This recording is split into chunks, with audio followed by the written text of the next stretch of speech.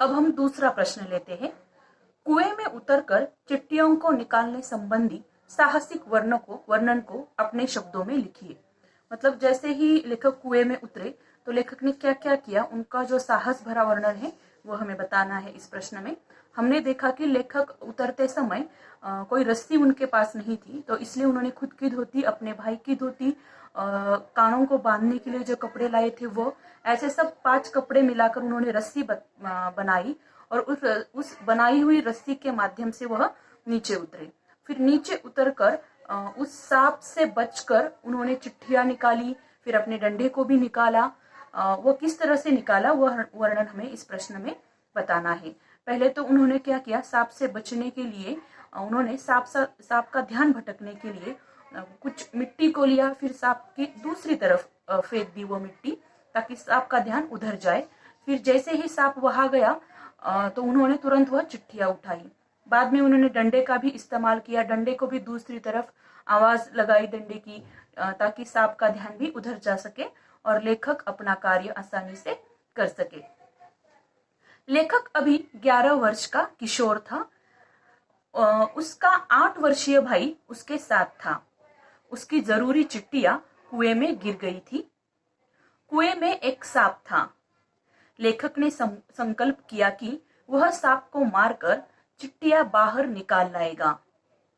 उसने अपनी तथा भाई की धोतियां बांधकर तथा कुछ रस्सी बांधकर कुएं के धरातल तक जाने का निश्चय किया। धरातल मतलब जो नीचे की जमीन होती है उसको धरातल कहते हैं। उसने ऊपरी हिस्सा चरस के डेंग के साथ लपेटकर छोटे भाई को पकड़ाया और स्वयं लटकन के सहारे कुएं में उतर गया। मतलब धोती का जो रस्सी बनाई थी उसका एक हिस्सा अपने भाई ने पकड़ा ऊपर और दूसरे हिस्से के सहारे वह कुएं में नीचे उतरी। मतलब इतना छोटा बच्चा 11 वर्ष की उम्र का, फिर भी वह कुएं में उतरा। धरती पर पहुंचने से 4-5 फुट पहले उसने देखा कि सांप फन फैलाए फुसकार रहा है। उसने अपने पांव कुएं की बगल में लगा दिए। इससे मिट्टी नीचे गिरी। सांप फुसकार उठा। धीरे धीरे लेखक नीचे जाकर खड़ा हो गया। सामने सांप फन उठाए खड़ा था। चिट्ठियां उसके पास सटी पड़ी थी। मतलब जो चिट्ठियां थी सांप के पास ही थी। उसने धीरे धीरे डंडा चिट्ठियों की तरफ सरकाया। जब डंडा चिट्ठी तक पहुंच गया तो सांप ने जोर से डंडे पर वार किया। पहले लेखक ने अपने हाथों से नहीं, लेकिन उस डंडे के सहारे चिट्ठियों को उठाने का प्रयास किया, लेकिन सांप को यह दिखाई दे रहा था तो सांप ने एक प्रहार उस डंडे पर ही किया। उसने एक पर एक 3 वार किए। डंडे पर पीयूसा आ गया। पीयू मतलब पीला तरल पदार्थ, लिक्विड जैसा आ गया, वो सांप का विष था। लेखक ने डर के मारे डंडा छोड़ दिया। फिर लेखक को डर लगा, सांप का जो विष देखा, वह जो डंडे पर विष देखा सांप का, इसलिए उन्होंने क्या किया, वह डंडा है वो छोड़ दिया। अब सांप और लेखक फिर आमने सामने थे। डंडा नीचे गिर पड़ा था। लेखक ने मुट्ठी भर मिट्टी दाई ओर फेंकी। सांप उधर झपटा। लेखक ने बाई ओर से डंडा उठा लिया। अब सांप बाई ओर झपटा, किंतु डंडे ने बीच में आकर रक्षा कर ली। मतलब अगर डंडा बीच में नहीं होता तो वह सांप लेखक के पैर को काट सकता था। इसी बीच लेखक ने नीचे से चिट्ठियां उठा ली और धोती में बांध दी। अब बाहर आना आसान था। लेखक जैसे तैसे 36 फुट ऊंची रस्सी पर केवल हाथों के सहारे चढ़ गया। मतलब लेखक उतरे तो थे उस रस्सी के सहारे, लेकिन चढ़ते वक्त उन्होंने सिर्फ अपने हाथों का इस्तेमाल किया, क्योंकि अगर वो पैरों का इस्तेमाल करते तो शायद मिट्टी नीचे गिर जाती और लेखक भी फिसल जाते। इसलिए हाथों के सहारे इतनी दूरी, मतलब 36 फुट दूरी उनको ऊपर आनी थी, लेकिन वो सिर्फ हाथों के सहारे ही ऊपर आ गए। मतलब ऐसा साहसिक काम उन्होंने किया है। दूसरा प्रश्न देखते हम। इस पाठ को पढ़ने के बाद किन किन बाल सुलभ शरारतों के विषय में पता चलता है। मतलब इस पाठ में जो जो बच्चों की शरारतें दी है उसका वर्णन हमें करना है इस प्रश्न के द्वारा। यहाँ पर हमने देखा है कि लेखक और उनके जो दूसरे दोस्त थे वह दूसरे गांव में जाते थे पढ़ने के लिए। तो आते जाते वक्त जब उनको पता चला था कि यहाँ पर एक कुआं है और उस कुएं में कोई बड़ा काला सांप पड़ा है, तो सांप को छेड़ने के लिए वह उस कुएं में मिट्टी डालते थे या फिर कंकड़ डालते थे। तो उस वजह से वह सांप चिढ़ जाता था और फुसकार देता था। तो उनको सांप की फुसकार सुनने में बहुत आनंद मिलता था। तो इस तरह से वह शरारतें करते थे। बालक प्राय शरारती ही होते हैं, मतलब हम देखते हैं कि बहुत सारे बालक शरारती ही होते हैं। उन्हें छेड़छाड़ करने में आनंद मिलता है। यदि उनकी छेड़छाड़ से कोई हलचल होती है तो वे उसमें बहुत मजा लेते हैं। सांप को व्यर्थ में ही फुसकारते देखकर वे बहुत खुश होते रहते हैं। बालकों के प्रकृति के स्वच्छंद वातावरण में विहार करने में भी असीम आनंद मिलता है। वे झरबेरी के बेर तोड़ तोड़ कर खाते हैं तथा मन में आनंदित होते हैं। वे आम के पेड़ पर चढ़कर डंडे से आम तोड़कर खाने में खूब आनंद लेते हैं। मतलब इस पाठ में बच्चों की शरारतें ये बताई है कि वो सांप को कंकड़ मारते थे, झरबेरी के पेड़ तोड़कर खाते थे, आम तोड़कर खाते थे। इस तरह से वो शरारतें करते थे आते जाते वक्त। दूसरा प्रश्न देखते हैं हम। मनुष्य का अनुमान और भावी योजनाएं कभी कभी कितनी मिथ्या और उल्टी निकलती है, इस वाक्य का आशय स्पष्ट कीजिए। मनुष्य का अनुमान, अनुमान मतलब अंदाजा, हम जो हमारे भविष्य के बारे में अंदाजा लगाते हैं। और भावी योजनाएं, भावी मतलब आने वाली, योजना मतलब जो हम प्लानिंग बनाते हैं हमारे फ्यूचर के बारे में, वो कभी कभी कितनी मिथ्या और उल्टी निकलती है, मतलब बिल्कुल विपरीत निकलती है। जैसे कि मैंने पाठ पढ़ाते वक्त भी आपको समझाया था कि हमारी सभी लोगों की, मतलब हमारे टीचर्स की, आप बच्चों की यह योजना थी या फिर प्लानिंग था छुट्टियों का, कोरोना से पहले, मतलब मार्च से पहले, कि छुट्टियों में हम कहाँ कहाँ घूमने जाएंगे या फिर गांव जाएंगे या फिर कौन कौन से अलग एक्टिविटीज करेंगे या फिर कौन कौन से क्लास, स्विमिंग हो या फिर डांसिंग हो, सिंगिंग हो, इस तरह से क्या अलग अलग हम क्लास लगाएंगे। तो इस तरह से हमने जो प्लानिंग की थी, जो योजना बनाई थी, वो बिल्कुल उल्टी पड़ गई है और हम अभी घर में ही है। तो यहाँ पर भी लेखक ने कहा है कि हम जो प्लानिंग बनाते हैं वो कभी कभी बिल्कुल उल्टा होता है, प्लानिंग के अनुसार हमारा नहीं होता है। तो इस कहानी में भी यही हुआ था। लेखक ने सोचा था कि हम कुएं में उतरेंगे और आसानी से चिट्टियों को उठा लाएंगे और सांप को मारेंगे, लेकिन इसके बिल्कुल उल्टा हुआ, क्योंकि नीचे जाने के बाद लेखक को ही काफी डर लग रहा था सांप से, क्योंकि वहां पर उतनी सारी जगह नहीं थी कि वो डंडे से सांप का मुकाबला कर सके या फिर सांप को मार सके। कभी कभी मनुष्य घर में बैठे बैठे मन में ही कुछ कल्पनाएं करता है। कल्पना मतलब हम इमेजिन करते हैं या फिर प्लानिंग करते हैं हमारे फ्यूचर के बारे में। उन्हीं कल्पनाओं के आधार पर वह भविष्य की योजनाएं भी बना लेता है, परंतु वे सभी योजनाएं और कल्पनाएं सही नहीं निकलती। मतलब जो हम फ्यूचर प्लान्स करते हैं कभी कभी वो डिसमिस भी हो जाते हैं, वो सही नहीं निकलते हैं, बल्कि स्थितियां कल्पना और योजना के बिल्कुल विपरीत निकलती है। मतलब जो हमें मिलता है वो बिल्कुल जैसे हमने सोचा था वैसे बहुत बार नहीं होता है, बिल्कुल अलग होता है। तो इसके लिए हमें पहले से ही तैयार होना चाहिए और हमारे मन को तैयार रखना चाहिए। लेखक ने सोचा था कि वह डंडा उठाकर कुएं में जाएगा और सांप को मारकर चिट्ठियां निकाल लाएगा। उसने इस काम को बाएं हाथ का खेल माना, परंतु जब उसने फन फैलाए फुसकारते हुए सांप को देखा तो उसकी सारी योजनाएं और कल्पनाएं धरी के धरी ही रह गई। मतलब जब उसने इतना बड़ा सांप नीचे जाकर देखा और वो फुसकारता हुआ लेखक की तरफ आक्रमण कर रहा था, लेखक को काटने की कोशिश कर रहा था, लेकिन सिर्फ डंडे की वजह से लेखक बचे। तो लेखक को ऐसे लगा कि कभी कभी हम जो योजना बनाते हैं वह बिल्कुल ही उसके विपरीत या फिर उल्टा हो जाता है। अब हम दूसरा प्रश्न देखते हैं। फल तो किसी दूसरी शक्ति पर निर्भर है। मतलब यह वाक्य हमारे पाठ में आया है जो कि हमारे लेखक ने कहा है। पाठ के संदर्भ में इस पंक्ति का आशय स्पष्ट कीजिए। हमारे पाठ के संदर्भ में आशय स्पष्ट करना है, क्योंकि यहाँ पर लेखक कहते हैं कि हम काम तो कभी कभी बहुत करते हैं, लेकिन फल देने वाली जो शक्ति होती है, मतलब यहाँ पर लेखक को ईश्वरी शक्ति के बारे में कहना है। भगवान की जो शक्ति है या फिर भगवान हमें जो मदद करते हैं उसके बारे में लेखक का संकेत है। क्योंकि लेखक ने सोचा था सांप को मारेंगे, या फिर लेखक जब नीचे गए थे तो बहुत ही डर गए थे, सांप उस पर हमला कर रहा था। लेकिन लेखक को ऐसे लगता है कि बहुत ही मतलब संकट से मैं बच आया हूँ या फिर मैं बच गया हूँ, तो वह दैवी कृपा थी। हमारे लेसन में सेंटेंस आया है कि वह दैवी कृपा थी, मतलब भगवान की कृपा से वह बच गए हैं, ऐसा लेखक का मानना था। इसलिए वह कहते हैं कि हम कर्म चाहे कुछ भी करें, लेकिन फल जो होता है वह दूसरी शक्ति का संकेत यह है कि ईश्वरी शक्ति।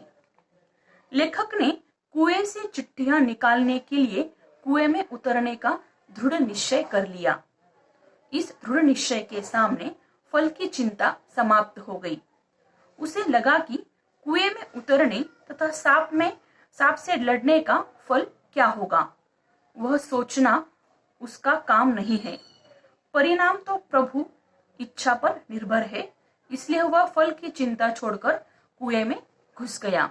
मतलब आगे आने वाला परिणाम क्या होगा कुएं में उतरने के बाद, वह उसने नहीं सोचा, और बिना कुछ सोचे या फिर मैं मर सकता हूँ या फिर कुछ भी हो सकता है मेरे साथ, यह सोचे बिना ही वह मतलब उसका जो काम था कुएं में उतरना, वह शुरू कर दिया। लेकिन आने वाला जो फल है, इसका नतीजा क्या होगा, वह उसने ईश्वर पर ही छोड़ दिया। अब हम दूसरा प्रश्न देखते हैं। स्मृति, इस पाठ के आधार पर लेखक की बहादुरी का वर्णन करो। यहाँ पर हमने देखा है कि लेखक बहुत ही बहादुर थे। लेखक ने उसके पास जो डंडा था, बबूल का डंडा था, उस डंडे के माध्यम से ही, डंडे के द्वारा उन्होंने कई सारे सांपों को मारा था। और लेखक की उम्र ज्यादा नहीं थी, सिर्फ 11 साल की उम्र थी लेखक की, फिर भी वह बहादुरी से ऐसा करते थे। कुएं में उतरना ये भी कोई साहसी बच्चों का ही काम है, कोई भी ऐसे कुएं में नहीं उतर सकता है। तो कुएं में उतरना, सांप को मारना, या फिर सिर्फ चिट्ठियां निकालने के लिए कुएं में उतरकर इतने बड़े सांप से मुकाबला करके चिट्ठियों को वापस लाना और खुद सुरक्षित आना, ये भी तो साहस की ही बात है। इन सारी बातों से हमें पता चलता है कि लेखक बहुत ही साहसी या फिर बहादुर है। स्मृति नामक पाठ को पढ़कर हम कह सकते हैं कि लेखक बचपन से ही बहादुर, साहसी तथा कर्तव्यनिष्ठ है। वह बचपन से ही अपनी लाठी से अनेक सांपों को मार चुका है। इसी कारण वह मन से साहसी हो गया है। कुएं में गिरी हुई चिट्ठियों को निकाल लाने का विचार कोई साहसी व्यक्ति ही कर सकता है। जो डरपोक है वह कुएं में उतरने का सोच ही नहीं सकते हैं, या फिर जिस कुएं में सांप गिरा है ऐसे कुएं में हम कभी जाने का सोच भी नहीं सकते हैं। लेकिन लेखक ने ऐसा सोचा भी, चिट्ठियों को भी वापस लाया सांप का मुकाबला करके। विशेष रूप से यदि उसमें कोई क्रुद्ध सांप बैठा हो, क्रुद्ध मतलब गुस्से वाला सांप बैठा हो, तो ऐसा साहस करना दुस्साहस ही कहलाएगा। दुस्साहस मतलब जिसकी जरूरत नहीं हो ऐसा साहस, या फिर बेवजह का साहस। क्योंकि चिट्ठियां फिर से लिखी जा सकती थी, भाई की डांट भी उतनी बड़ी बात नहीं है, लेकिन अगर वो नीचे सांप उन्हें काट भी देता तो वो उनकी मौत हो जाती, लेखक की मौत हो जाती। इसलिए हम इसको साहस नहीं दुस्साहस कहेंगे, बुरा साहस कहेंगे, बेवजह का साहस। सांप के घर में जाकर उसके सामने आंखों में आंखें डालकर सुरक्षित निकल आना बहुत कठिन काम था। इसमें मौत का खतरा था, साथी भी रो रो कर डरा रहा था। ऐसी स्थिति में साहस दिखाना लेखक की हिम्मत का परिचय देता है। अब हम दूसरा प्रश्न देखते हैं।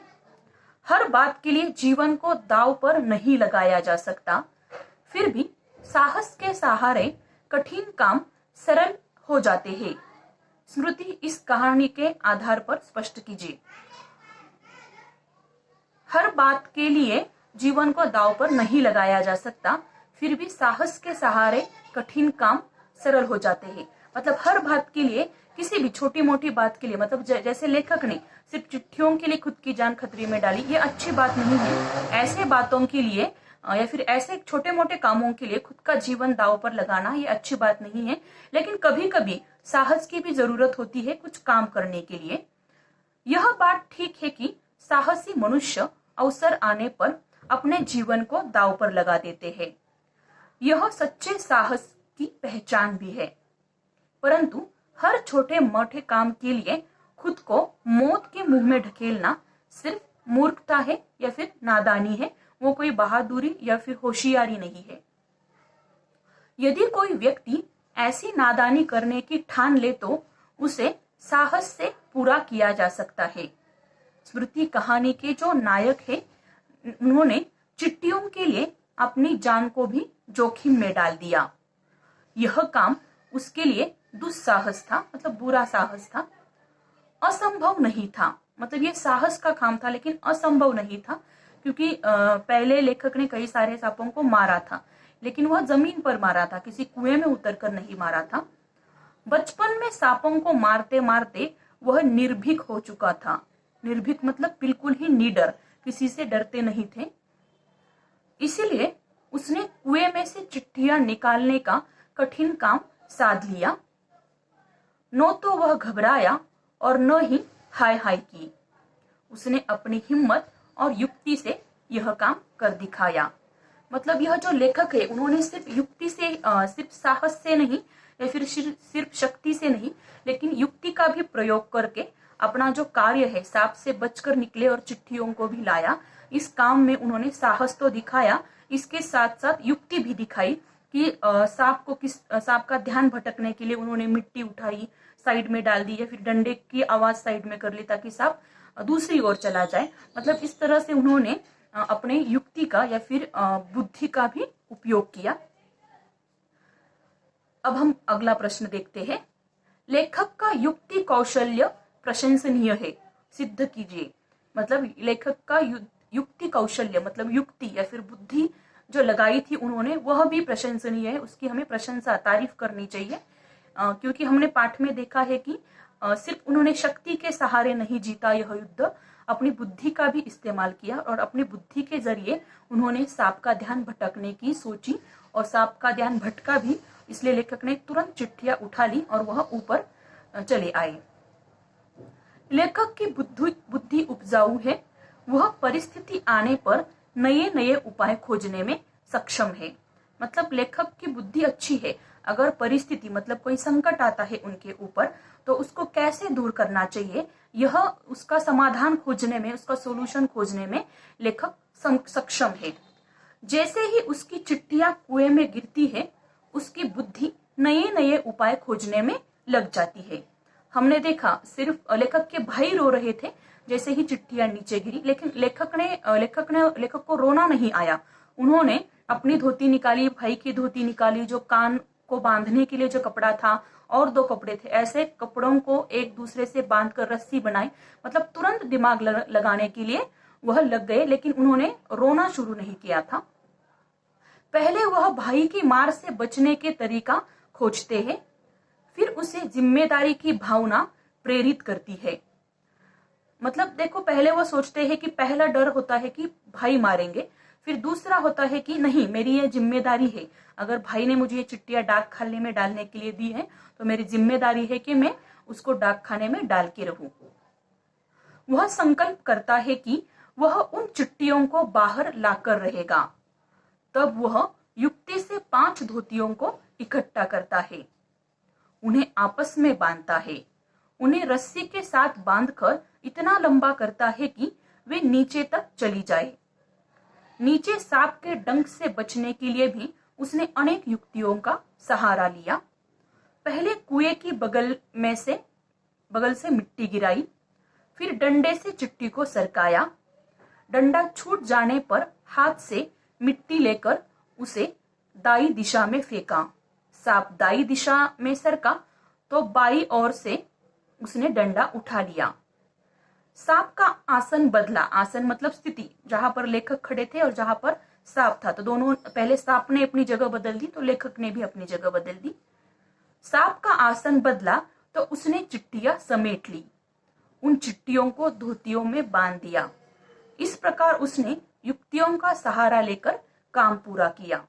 मतलब इस काम को पूरे करने के लिए लेखक ने सिर्फ शक्ति का नहीं बल्कि युक्ति का भी प्रयोग किया, युक्ति का प्रयोग ज्यादा किया है। ये कहानी और यहाँ के इस कहानी के प्रश्न उत्तर यही खत्म होते हैं।